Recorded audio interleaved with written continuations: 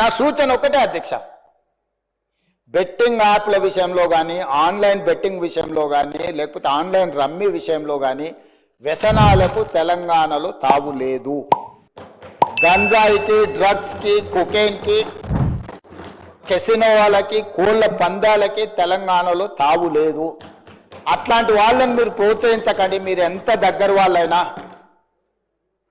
మళ్ళీ నేనేదైనా వివరాలు మాట్లాడితే అట్లెట్లా మీరు, ఇట్లెట్లా మీరు, కేసు అట్లెట్లా పెడతారు.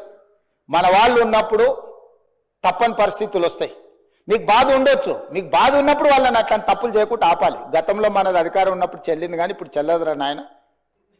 ఇప్పుడు ఇక చేస్తే ఊపోది ప్రభుత్వం అని మీరు మంచి చెప్పుకోవాలి. తలుపు మూసి లోపలింట్లో కొంత చెప్పుకోవాలా.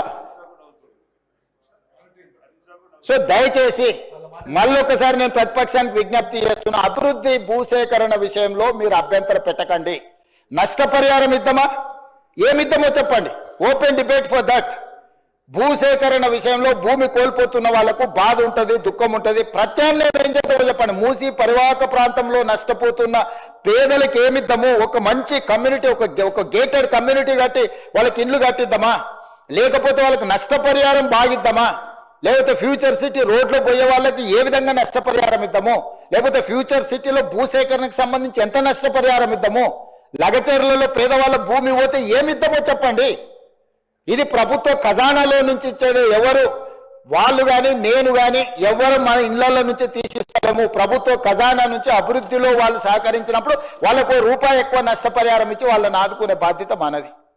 వాళ్ళకు ఉపాధి కల్పించే అవకాశం ఉంటే వాళ్ళకు ఉపాధి కల్పిద్దాం. వాళ్ళ కుటుంబాలకు ఉద్యోగ అవకాశం కల్పించేది ఉంటే ఉద్యోగ అవకాశం కల్పిద్దాం. కానీ భూసేకరణనే మేము అడ్డుకుంటాము, మేము ముందుకే పోనీయము.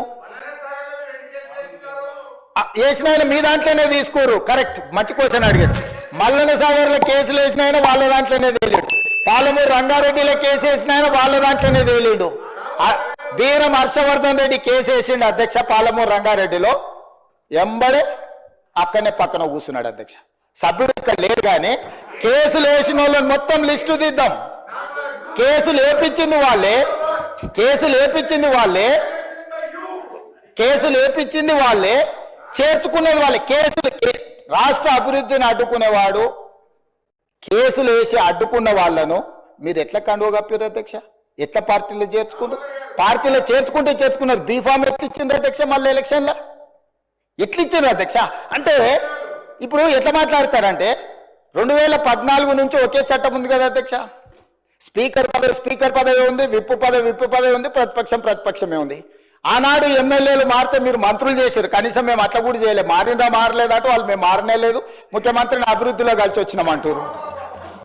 మీరు మంత్రులు చేసిన వాళ్ళు డిస్క్వాలిఫై కాలేదు, ఉప ఎన్నికలు రాలేదు. బాజాబ్తో గవర్నర్ దగ్గర పోయి మంత్రులే చేసి 5 ఏళ్ళు మంత్రి, 10 ఏళ్ళు, ఒక ఆయన 8.5 ఏళ్ళు, మా అక్క 4.5 ఏళ్ళు మంత్రి చేసింది. ఎన్నడూ ఉప ఎన్నికలు రాలే. కానీ ఇప్పుడు ఉప ఎన్నికలు వస్తాయి. వచ్చే వారమే ఉప ఎన్నికలు అంటారు అధ్యక్ష. ఎట్లా వస్తాయి అధ్యక్ష? చట్టం మారలే, న్యాయం మారలే, స్పీకర్ ఆఫీసు సేమే ఉంది, పాలకపక్షం ప్రతిపక్షం అట్లనే ఉంది, రాజ్యాంగం అసలే మారలేదు. ఎట్లా వస్తాయి అధ్యక్ష ఉప ఎన్నికలు? నాకు అర్థం కాలేదు. ఏ రాజ్యాంగం ప్రకారం వస్తాయి అధ్యక్ష? డాక్టర్ బాబాసాహెబ్ అంబేద్కర్ గారు రచించిన రాజ్యాంగం ప్రకారము గత అనుభవాల దృష్ట్యా ఎప్పుడు కూడా పార్లమెంట్ ప్రాక్టీసెస్ అండ్ ప్రొసీజర్స్ అని ఉంటాయి అధ్యక్ష. చట్టంలో గ్రే ఏరియా ఉన్నప్పుడు గతంలో ఎలాంటి విధి విధానాలను ఆచరించారు, సాంప్రదాయాలు ఎట్లున్నాయని చూస్తారు అధ్యక్ష.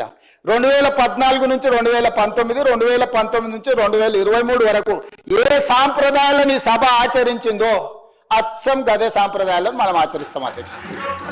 అంతే కదా అధ్యక్ష?